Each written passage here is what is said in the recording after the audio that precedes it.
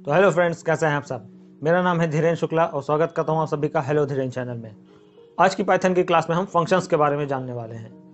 Functions क्या होते हैं, कैसे वर्क करते हैं, डिटेल में डिस्कशन करेंगे आज। तो चलिए ज़्यादा देर न करते हुए शुरू करते हैं।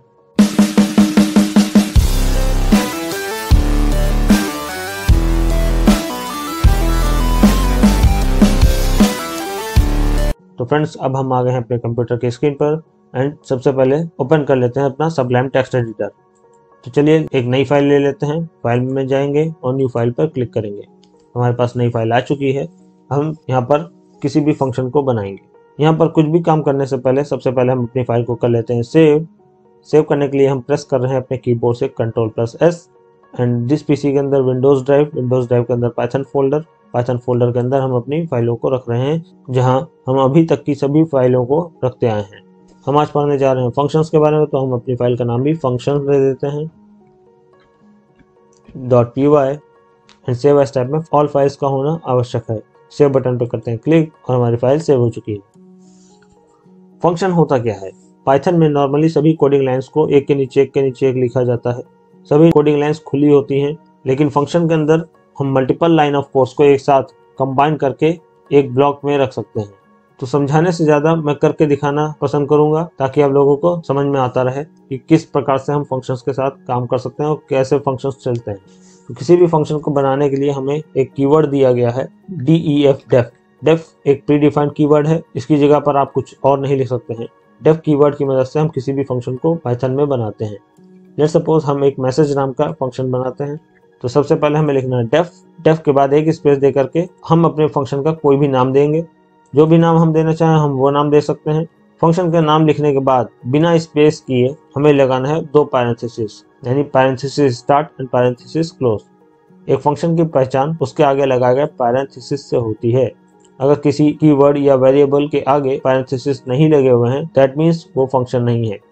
तो फंक्शन का नाम हम दे चुके हैं, आगे हम पैरेंथेसिस लगा चुके हैं, उसके बाद हम कोलन लगाकर अपने फंक्शन के अंदर जाएंगे। जैसा कि आप लोगों को पता ही है कि जब भी हम कोलन लगाते हैं तो हम उस पर्टिकुलर कंडीशन के अंदर आ जाते हैं। तो अभी हमने अपने फंक्शन के आगे लगा रखा है कोलन। दैट मीन्स अभी हम एंटर की प्रेस करेंगे और एक टाइप की का ऑलरेडी गैप आ जाता है। दैट मीन्स अब हम अपने फंक्शन के अंदर आ चुके हैं। इस मैसेज नाम के फंक्शन के अंदर हम नॉर्मली एक प्रिंट स्टेटमेंट को मैसेज के रूप में प्रिंट करते हैं। यहाँ पर हम हेलो पाइथन प्रिंट करते हैं। एंड अभी हमारा काम पूरा नहीं हुआ है। हमने फंक्शन बना लिया है, फंक्शन के अंदर एक लाइन लिख दी है, लेकिन ये कोड इस प्रकार से नहीं चलेगा। किसी भी फंक्शन को चलाने के लिए उसे कॉल करना पड़ता है। कॉल करने का मतलब है कि उसे बुलाना पड़ता है।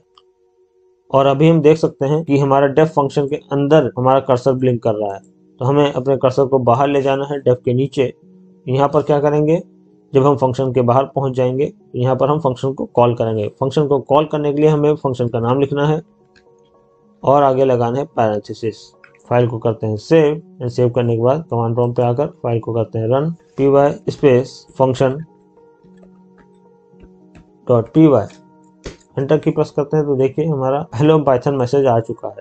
तो जैसे ही नीचे हमने फंक्शन की कॉलिंग करी है, कॉलिंग करते ही हमारी फंक्शन को चलाया गया। फंक्शन के अंदर गया तो उसमें लिखा था प्रिंट हेलो पाइथन। तो यहाँ पर हेलो पाइथन मैसेज एक प्रिंट हो रहा है। अब इसी प्रकार से हम कोई दूसरा फंक्शन बनाते हैं। लेट्स सपोज कि हम डेफ स्पेस अपने फंक्शन का नाम देते हैं ऐड, पैरेंथेसिस लगाएंगे और एंड में जाएंगे कोलन लगाएंगे। फंक्शन के अंदर आते हैं, एंटर की प्रेस करके देखिए एक टाइप का ऑलरेडी गैप आ चुका है। अब हम अंदर क्या करते हैं, 2 नंबरों को जोड़ते हैं।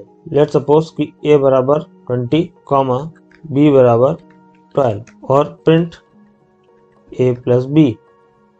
हमने यहाँ पर ऐड नाम का फंक्शन बनाया है और ऐड नाम के फंक्शन के अंदर 2 नंबर a और b के अंदर रखी गई वैल्यूज को जोड़कर प्रिंट करा रहे हैं।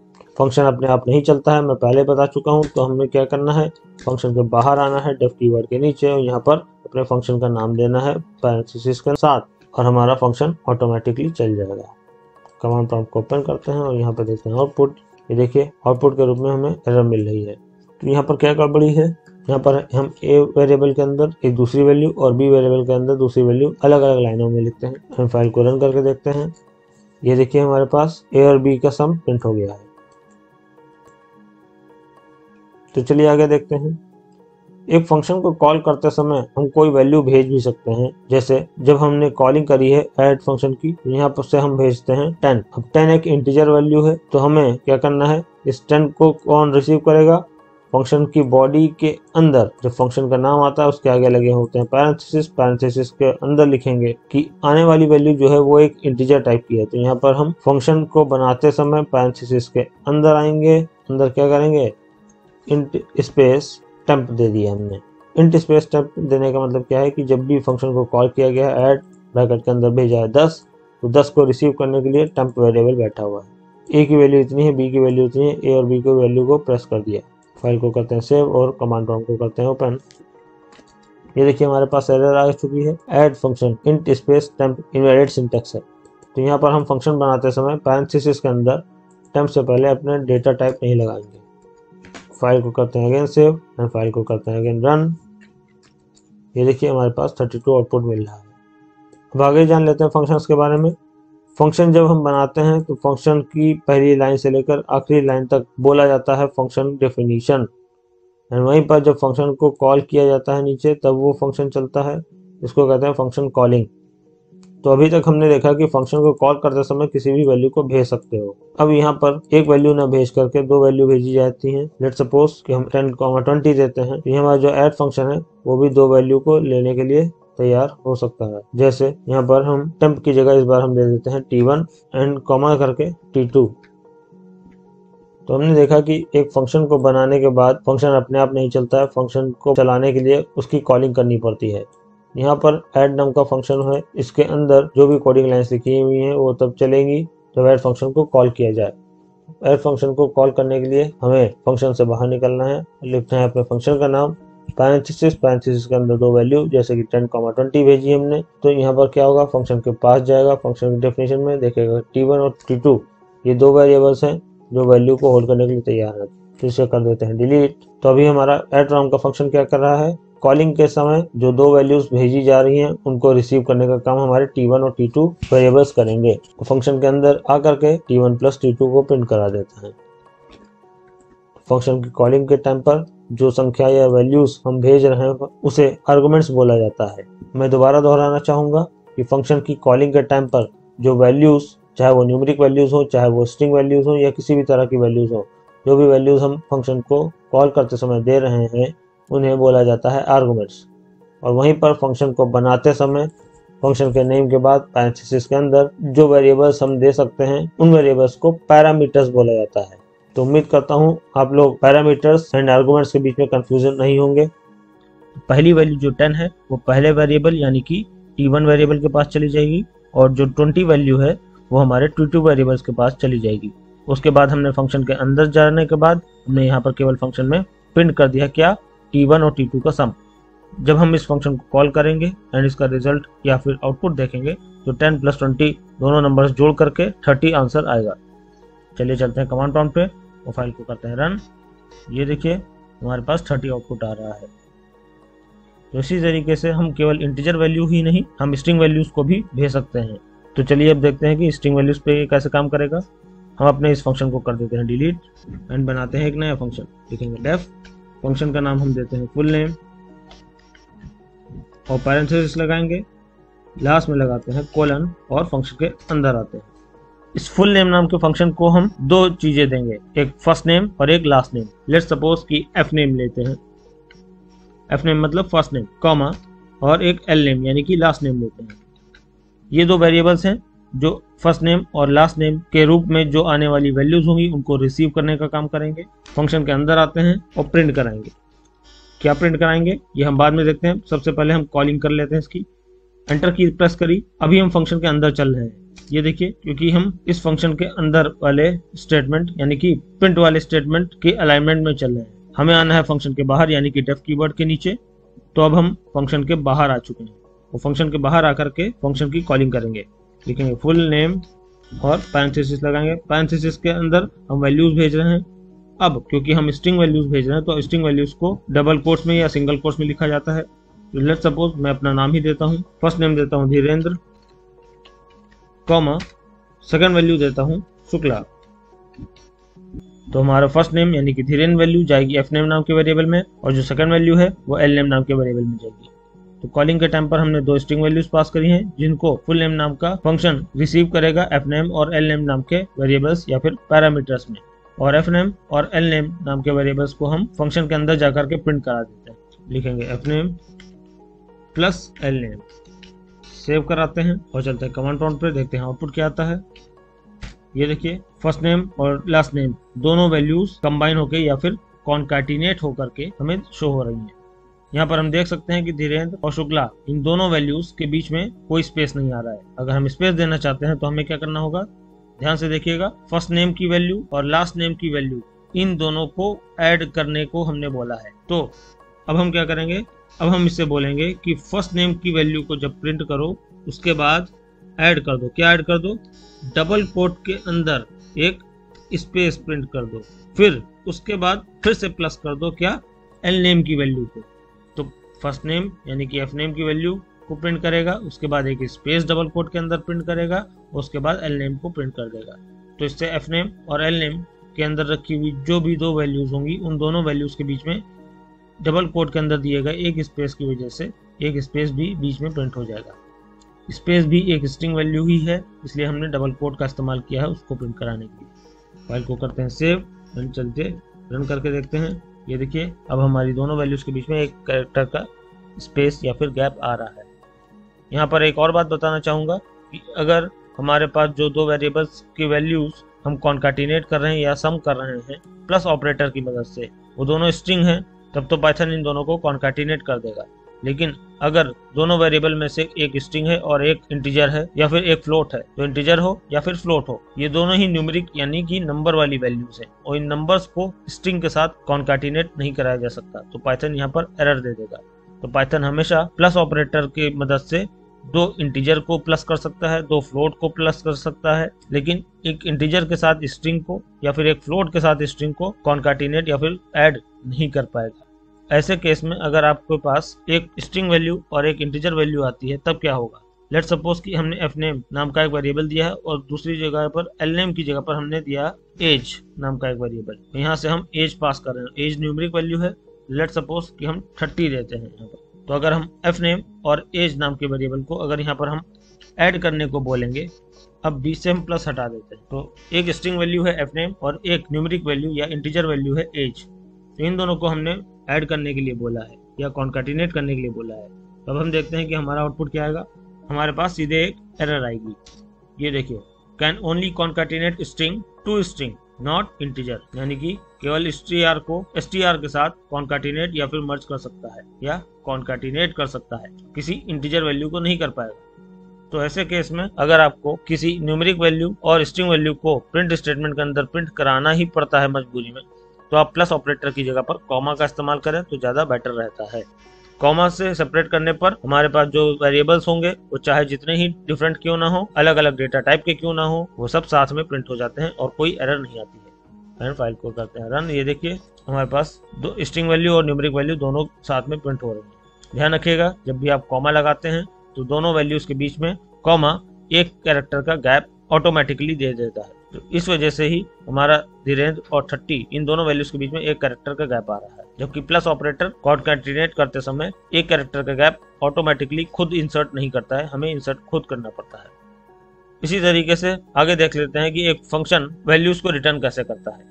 अभी तक हमने देखा कि हमारा जो फंक्शन है, कॉलिंग के टाइम पर हम वैल्यूज भेज रहे हैं, ये वैल्यूज फंक्शन के अंदर जा रही है और अंदर हम उन वैल्यूज के ऊपर ऑपरेशन परफॉर्म करते हैं, चाहे हम प्रिंट करें, चाहे हम ऐड करें या कुछ भी करें। तो कॉलिंग के टाइम पर इन भेजी जाने वाली आर्गुमेंट्स के जरिए हम इस फंक्शन के कोई ना कोई वैल्यू प्रोवाइड कर रहे हैं, यानी कि हमारा फंक्शन वैल्यूज को इंपोर्ट करता है, यानी बाहर से वैल्यूज को अपने अंदर बुलाता है या फिर मंगाता है। अब एक फंक्शन अपने अंदर से वैल्यूज को बाहर भी भेज सकता है। एक फंक्शन बाहर वैल्यूज कैसे भेजता है? एक फंक्शन वैल्यूज को बाहर भेजने के लिए रिटर्न कीवर्ड का इस्तेमाल करता है। चलिए रिटर्न कीवर्ड को भी देखते हैं। लेट्स सपोज हम अपने इस कोड को करते हैं डिलीट, फिर से हम एक फंक्शन बनाते हैं डेफ स्पेस प्रोडक्ट। प्रोडक्ट का मतलब यहाँ पर मल्टीप्लाई से। लेट्स सपोज n1 एक वेरिएबल लिया हमने, कॉमा एक n2 नाम का वेरिएबल लिया, कोलन लगा करके अंदर जाएंगे। अंदर हम क्या कर रहे हैं, अंदर एक और वेरिएबल लेते हैं, मान लिया रेस यानी कि रिजल्ट। रिजल्ट का शॉर्ट फॉर्म, रेस्ट हमने वेरिएबल का नाम लिया है, इक्वल टू लगाया और n1 को मल्टीप्लाई कर दिया n2 से। अब क्या होगा, n1 और n2 इन दोनों वेरिएबल के अंदर रखी गई वैल्यूज को मल्टीप्लाई कर दिया जाएगा, यानी गुणा कर दिया जाएगा, और गुणा करने के बाद रेस्ट नाम के वेरिएबल के अंदर असाइन कर दिया जाएगा आंसर, यानी कि स्टोर करा दिया जाएगा। अब जो रेस्ट वेरिएबल के अंदर वैल्यू आई है, यानी कि रिजल्ट आया है या आंसर आया है, उसे हम क्या करेंगे, बाहर रिटर्न कराएंगे, यानी कि भेजेंगे। बाहर भेजने के लिए हम क्या लिखते हैं, लिखेंगे रिटर्न, जो भी वैल्यू आप भेजना चाहते हो उस वैल्यू को लिखो। जैसे कि अगर हम किसी वैल्यू को भेजना चाहते हैं, फॉर एग्जांपल 19, तो हम 19 लिख देंगे तो 19 वैल्यू बाहर रिटर्न हो जाएगी। लेकिन हमें 19 नहीं भेजना है, हमें भेजना है रेस्ट वेरिएबल में जो आंसर आया, तो हम रेस्ट वेरिएबल को ही रिटर्न करा देते हैं, लिखेंगे रेस्ट। तो रिटर्न रेस्ट लिखने से रेस्ट वेरिएबल की अंदर रखी हुई वैल्यू को बाहर रिटर्न करा दिया जाएगा। अब ये बात आती है कि रिटर्न की गई वैल्यू जाती कहाँ है। ये फंक्शन अगर किसी वैल्यू को बाहर भेज रहा है या रिटर्न करा रहा है, तो ये भेजी जाने वाली वैल्यू जाती कहाँ है। चलिए सबसे पहले कॉलिंग करके देख लेते हैं। नीचे आते हैं और फंक्शन के बाहर निकल करके हम इस फंक्शन को कॉल करते हैं, लिखते हैं प्रोडक्ट, यानी कि अपने फंक्शन का नाम लगाएंगे पैरेंथेसिस, और n1 और n2 के लिए दो वैल्यूज भेजते हैं। लेट सपोज कि 4,6 भेजते हैं। तो 4 और 6 ये दोनों वैल्यूज n1 और n2 वेरिएबल्स के अंदर जाएंगी। 4 जाएगा n1 के अंदर, 6 जाएगा n2 वेरिएबल के अंदर, और इन दोनों को मल्टीप्लाई कर दिया जाएगा। तो 4 × 6 यानी कि 24 को असाइन कर दिया गया रेस्ट वेरिएबल के अंदर, यानी कि 24 जा करके रेस्ट वेरिएबल में सेव हो जाएगा, और रेस्ट वेरिएबल को हमने रिटर्न करा दिया। रिटर्न कराने के बाद ये जाएगा कहाँ पर, ध्यान से सुनिएगा। एक फंक्शन जब किसी वैल्यू को रिटर्न करता है तो रिटर्न की गई वैल्यू जाती है उसकी कॉलिंग की पोजीशन पर। यहाँ जहाँ पर हमने कॉलिंग करी हुई है इसी जगह पर रिटर्न होकर के वो आंसर आ जाएगा, यानी कि 24 इसी जगह पर आ जाएगा। तो अब जो 24 रिटर्न किया जा रहा है उस 24 को हम प्रिंट कराना है या कुछ भी कराना है, तो हम कैसे करेंगे, ध्यान से देखिएगा। जहाँ पर हमने कॉलिंग करी है इस कॉलिंग के आगे सबसे पहले ही आकर के हम लगाएंगे इक्वल टू, और एक वेरिएबल लेते हैं, लेट सपोज कि ans। तो कॉलिंग के टाइम पर इक्वल टू करके अगर हम आगे कोई वेरिएबल दे देते हैं तो रिटर्न की गई वैल्यू आएगी इस पोजीशन पे जहाँ पर हमने कॉलिंग कर रखी है। तो जितना सेलेक्टेड एरिया यानी कि इस फंक्शन की कॉलिंग की गई है वहां पर आ जाएगा आंसर, यानी कि 24 इस जगह पर ऐसे आ जाएगा। तो ये 24 इक्वल टू करके इस वेरिएबल के अंदर स्टोर करा दिया जाएगा, इसलिए हमने इक्वल टू करके ans नाम का एक वेरिएबल ले रखा है, ताकि रिटर्न की गई वैल्यू जब आए तो उसे ans नाम के वेरिएबल में स्टोर करा दिया जाए। और जब तक हम स्टोर नहीं कराएंगे तब तक हम प्रिंट कैसे करेंगे, इसलिए हमने ans नाम का वेरिएबल लिया और उसके अंदर आने वाली वैल्यू यानी कि आंसर को रिटर्न करवा करके सेव करवाया है। अब हम प्रिंट करा सकते हैं इस ans को, तो हमारा आंसर 24 प्रिंट हो जाएगा। ये देखिए हमारा आउटपुट 24 आ रहा है। यहाँ पर हम कॉलिंग के टाइम पर इक्वल टू करके एक वेरिएबल ले करके वैल्यू को इस वेरिएबल में ना रखना चाहें तो भी हमारा काम हो सकता है। हम इसको हटा देते हैं और ये जो कॉलिंग करी गई है इसको उठा देते हैं, यहाँ से इसको यहाँ से उठा करके कट कर देते हैं और प्रिंट फंक्शन के अंदर आकर के इसको पेस्ट कर देते हैं। तो अब प्रिंट फंक्शन के अंदर हमने अपने फंक्शन को कॉल किया है, तो रिटर्न की गई वैल्यू कहाँ पर आएगी, कॉलिंग की जगह पर 4 × 6 का जो मल्टीप्लाई यानी कि 24 आउटपुट है वो यहाँ पर रिटर्न होकर आएगा। तो यहाँ पर 24 ऐसे लिख जाएगा और प्रिंट फंक्शन के अंदर होने की वजह से वो 24 आउटपुट के रूप में प्रिंट भी हो जाएगा। तो यहाँ पर हमने रिटर्न होने वाली वैल्यू को किसी वेरिएबल में सेव ना करा करके डायरेक्ट प्रिंट करा दिया है। चलिए इसको भी आउटपुट देख लेते हैं। अभी भी हमारा आंसर 24 ही आ रहा है। बस अंतर इतना है कि पहले हमने एक वेरिएबल में स्टोर कराया था, अब हम किसी वेरिएबल में स्टोर ना करा करके डायरेक्ट उसे प्रिंट करा रहे हैं। तो ये था हमारा फंक्शंस के ऊपर चैप्टर। उम्मीद करता हूँ जितना भी मैंने आपको समझाया है वो सब आपको अच्छे से समझ में आ गया होगा। आगे आने वाली वीडियोस में हम फंक्शंस के ऊपर और भी टॉपिक्स देखेंगे। तो आज के वीडियो में इतना ही रखते हैं। उम्मीद करता हूँ आज की क्लास आपको अच्छे से समझ में आई होगी। अगर आप लोगों को अभी भी कुछ समझ में नहीं आया है या किसी भी प्रकार का कोई क्वेश्चन है तो आप कमेंट सेक्शन में कमेंट करके मुझे ज़रूर बताएं। मैं पूरी कोशिश करूंगा आप सभी के सवालों का जवाब देने की। वीडियो अगर पसंद आई हो तो लाइक एंड शेयर करना ना भूलें। चैनल पर नए हो तो चैनल को ज़रूर सब्सक्राइब करें। अपना ढेर सारा ख्याल रखिए। जल्दी ही मिलते हैं नेक्स्ट वीडियो में। तब तक के लिए थैंक यू।